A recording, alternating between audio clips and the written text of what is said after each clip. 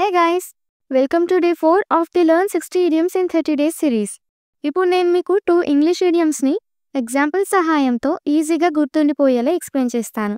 మీరు వాటిని మీ కాన్వర్సేషన్స్లో యూజ్ చేస్తే you will definitely sound like a native speaker. First idiom వచ్చేసి at the 11th hour. At the 11th hour.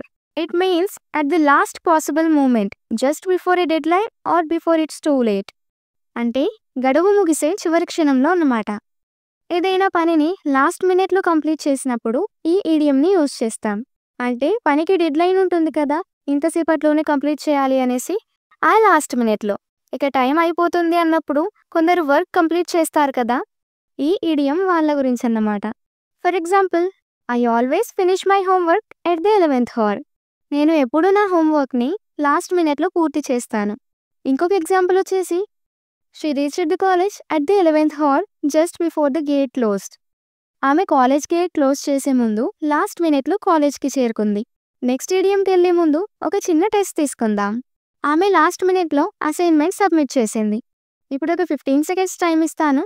దీన్ని ఇంగ్లీష్లో ఎలా చెప్తామో కామెంట్ చేయండి. Your time starts now.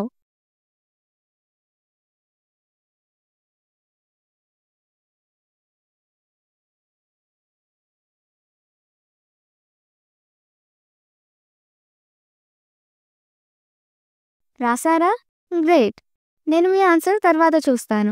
Second idiom వచ్చేసి barking up the wrong tree. Barking up the wrong tree.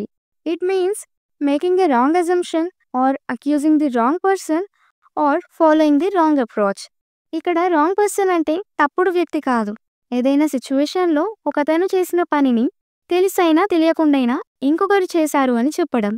Wrong person అంటే అసలైన వ్యక్తి కాకుండా వేరే వాళ్ళన్నమాట. అలాగే ఫాలోయింగ్ ది రాంగ్ అప్రోచ్ అంటే తప్పుడు పద్ధతిలో వెళ్ళడం కాదు. ఏదైనా ప్రాబ్లంకి సొల్యూషన్ వెతకడానికి కరెక్ట్ వేలో, అంటే సొల్యూషన్ దొరికే వేలో కాకుండా వేరే వేలో సొల్యూషన్ కోసం వెతకడం. అలా వెళ్తే సొల్యూషన్ దొరకదు కదా, అదే barking up the wrong tree. Same అలానే రాంగ్ అజంప్షన్ అంటే కూడా తప్పుగా ఊహించడం, అంటే ఉన్నది ఉన్నట్లుగా కాకుండా వేరేలా ఇమాజిన్ చేసుకోవడం.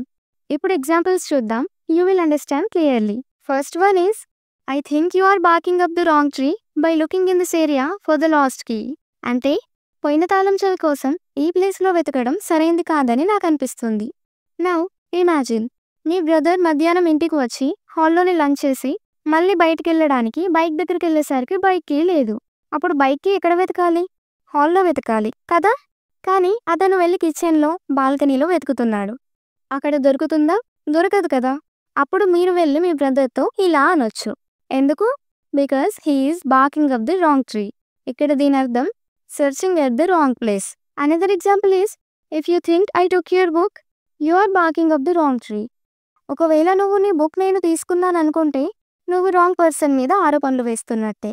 అంటే బుక్ వేరే ఎవరో తీసుకున్నారు, నువ్వు రాంగ్ పర్సన్ మీద ఆరోపణలు వేస్తున్నావు అని అర్థం. ఇక్కడ barking up the wrong tree అంటే accusing the wrong person. So we use barking up the wrong tree in these situations. Check out the description box for more examples. Now, it's time for a quick test. నేను నీ phone తీసుకోలేదు, నువ్వు తప్పుగా అనుకుంటున్నావు, are నువ్వు wrong person మీద ఆరోపణలు వేస్తున్నావు. ఇప్పుడు 15 seconds టైం తీసుకొని దీన్ని ఇంగ్లీష్లో ఎలా చెప్తామో కామెంట్ చేయండి. Your time starts now.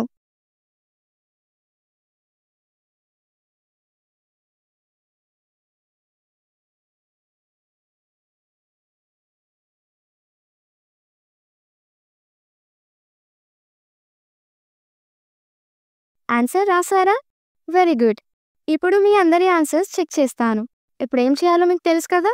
Take a notebook and a pen. First ఈ ఈడియమ్స్ని యూజ్ చేసి 10 sentences ఫామ్ చేయండి. తర్వాత వాటిని ఫోటో తీసి నాకు ఇన్స్టాగ్రామ్లో DM చేయండి, లేదంటే టైప్ చేసి కింద కామెంట్ చేయండి. I will definitely check your examples and I will correct them if there are any mistakes. So start writing now. See you tomorrow for day 5 of the Learn 60 Idioms in 30 Days series. Keep learning, keep speaking. Take care.